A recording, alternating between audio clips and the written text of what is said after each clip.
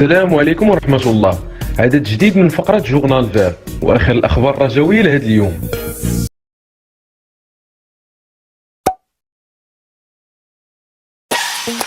أول خبر في عدد اليوم من جورنال فير جاب عنوان بحضور الحسين الرحيمي ومشاركة الوافدين الجدد. الرجاء يجري حصته التدريبية الأولى تأهبا لمواجهة الاتحاد المنستيري. وجرى فريق الرجاء الرياضي اول حصه تدريبيه ليه استعدادا لمواجهه الاتحاد المنستيري التونسي. الحساب ذهب الدور 32 مكرر من مسابقات كاس الكاف، وعرفت الحصه التدريبيه للنسور اللي تجرات امس الثلاثاء حضور اللاعبين اللي انتدبوا من الفريق خلال الميركاتو الشتوي الماضي. وكيتعلق الامر ببدر بولهرود البوركينابي وتارا سومايلا بالاضافه للجناح الهجومي يوسف غرب. والى جانب اللاعبين الجدد شهد الميرال الجماعي لكتيبه الاطار الوطني جمال السلامي حضور الحسين الرحيمي، الاخ الاصغر سفيان الرحيمي.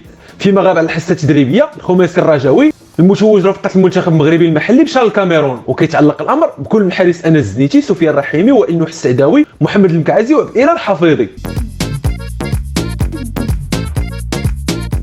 الكاف يفاجئ الرجاء بتعيين حكم فضيحه دونور لقمته امام المنستيري التونسي. وفاجئ الاتحاد الافريقي لكره القدم الكاف فريق الرجاء الرياضي بتعيين الحكم الجزائري الحلو بن ابراهيم لقياده مباراه الاياب برسم الدور الفصيل المؤهل دور مجموعه كاس الكاف بين الفريق الاخضر موظفو الاتحاد المنستيري التونسي. وأنيطت مهمة إدارة مباراة الإياب بين الرجاء الرياضي منافسه التونسي لطاقم تحكيمي جزائري كيتقدموا الحلو بن ابراهيم كحكم وسط بمساعدة مواطنيه السرداجو ابراهيم والحملاوي سيد علي، بالإضافة للجزائري الآخر إلياس بكواسا كحكم رابع، ثم السوداني الفاتح أحمد كمندوب اللقاء. وعمدت لجنة البرمجة التابعة للكونفدرالية الإفريقية لتعيين الحكم الجزائري بن ابراهيم رغم أنه خلق الجدل في مباراة الرجاء الرياضي ضد طونغيت السنغالي لحساب إياب الدور التمهيدي الثاني من عصبة الأبطال الإفريقية. وكان الحكم المذكور رفض ايقاف المباراه بين الطرفين رغم الطلب اللي قدموه مسؤولي الرجاء الرياضي للمندوب. وكذلك تنبيهوا بصعوبه تحكم اللاعبين في الكره فوق ارضيه مليئه بالمياه بحكم الامطار الغزيره اللي تهطلت على المركب الرياضي محمد خامس بمدينه الدار البيضاء. معاذ مجتنم يقترب من مغادرة الرجاء الرياضي. واقترب نجم امل فريق الرجاء الرياضي معاذ مجتنم من توقيع عقد مبدئي رفقة الجيش الملكي، وذلك بعد الاداء الممتاز اللي كيقدمه رفقة الامل من اهداف وتمريرات حاسمة. وتعالت اصوات الجماهير الرجاويه المطالبه بتوقيع عقد رفقة اللاعب المذكور واستدعائه للفريق الاول نظرا للمردود اللي كيقدمه رفقة فريق الامل تحت اشراف مدرب بوشعل مباركي. اذ كيتعتبر مجتنم هو اللاعب الوحيد من بين القادمين من المغرب التطواني اللي ظل الاداء ديالو في تحسن في غالبيه اللقاءات اللي خاض مع الفريق الاخضر. جدير بالذكر ان معاذ مجتنم تلقى العديد من العروض في مقدمته الجيش الملكي، شباب محمديه، ثم نهضه الزمامره، بحيث مازال ما حسمش بعد في اتخاذ قراره الاخير والنهائي في انتظار تحرك اداره رشيد الاندلسي لتوقيع عقد احترافي رفقه نجم امل الرجاء وقطع الطريق على الفرق المتربصه به وخاصه الجيش الملكي. وكترصدوا كذلك عيون هشام ايتمنى بعد ما قام بخطف عده لاعبين ابرزهم اسامه الزمراوي ويحيى العباش وزكريا الدريوش، بالاضافه لانتداب عمران فيدي على سبيل الاعاره. كلاسيكو الرجاء الرياضي والجيش الملكي في هذا التاريخ. وقررت لجنه البرمجه بالعصبه الاحترافيه تحديد تاريخ 17 فبراير الحالي لاجراء مباراه الكلاسيكو بين فريق الرجاء الرياضي والجيش الملكي برسم الجوله السادسه من الدوري الاحترافي حسب مشروع البرمجه اللي وضعته اللجنه المذكوره. وعمدت العصبه الاحترافيه البرمجه لقاء الرجاء الرياضي والجيش الملكي في 17 فبراير على اعتبار ان الفريق الاخضر ملتزم بخوض مباراته ضد المنستيري التونسي في 14 من الشهر نفسه، الامر اللي غيفرض تاجيل مباراته امام الجيش الملكي للتاريخ المذكور. وقررت الجمعيه الملكيه والعصبه الاحترافيه استئناف منافسات البطوله الوطنيه بدايه من 13 من الشهر الجاري بعد عوده المنتخب المحلي من المشاركه في نهائيات البطوله الافريقيه للاعبين المحليين اللي توج بها على حساب المنتخب المالي.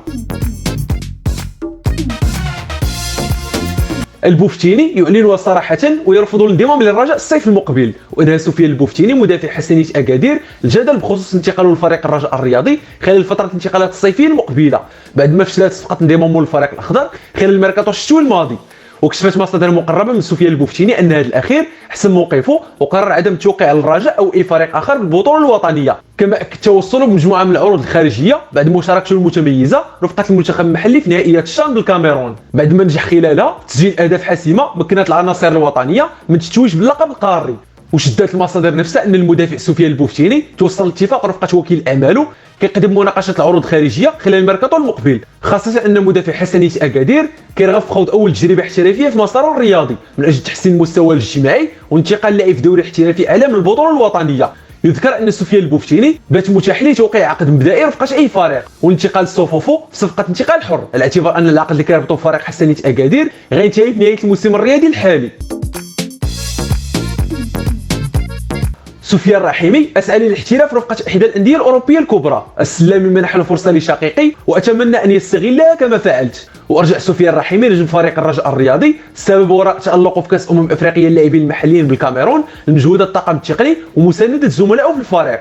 وشار سفيان الرحيمي اللي توج بجائزه افضل لاعب في الشان لان الامل كيحدو لخوض تجربه احترافيه خارج ارض الوطن ورفقه احدى الفرق الاوروبيه الكبرى. وقال سفيان في حوار جرى مع الصحفيه سناء رحيمي على قناه دوزان: التالق ديالي ما هو الا نتيجه لعمل الطاقم التقني واللاعبين اللي قبلوا البلاء الحسن ووفاو بالوعد اللي قدموه للجمهور المغربي. المجهودات ديالنا ما مشاتش هباء ونجحنا في العوده باللقب لارض الوطن. وضاف: مباراه النهائي كتلعب على جزئيات بسيطه، حصلنا على فرص قمنا باستغلالها عبر سفيان البوفتيني وايوب الكعبي ونجحنا في حسم اللقب. وبخصوص حظوظه في الاحتراف قال سفيان: العقد رفقه الرجاء مازال ساري مفعول، كنفكر في خوض تجربه احترافيه خارج المغرب وحبذا لو تكون مع احدى الفرق الاوروبيه الكبرى.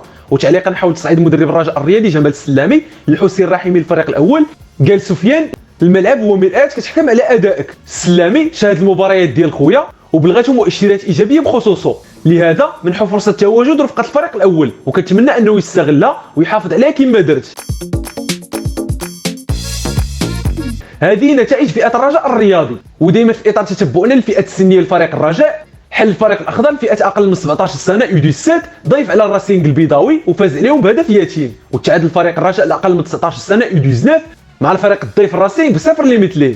وبمركب الوزيس انتصر فريق الرجاء الاقل من 15 سنه U15 بهدفين نظيفين على فريق الراسينغ البيضاوي، فيما دك امام الرجاء ثلاثيه نظيفه شباك اليوسفيه الرباطيه برسم الدوره الثامنه من القسم الوطني الثاني هوات. سجل الرجاء كل مستلم حسين الرحيمي ومن جديه العائد من الاصابه. يشار ان امام الرجاء كيحتل المرتبه التاسعه مع لقاء مؤجل. كان هذا اخر خبر رجوي في عدد اليوم من جورنال باب. في امان الله ونلتقى في اخبار رجوي جديده ان شاء الله.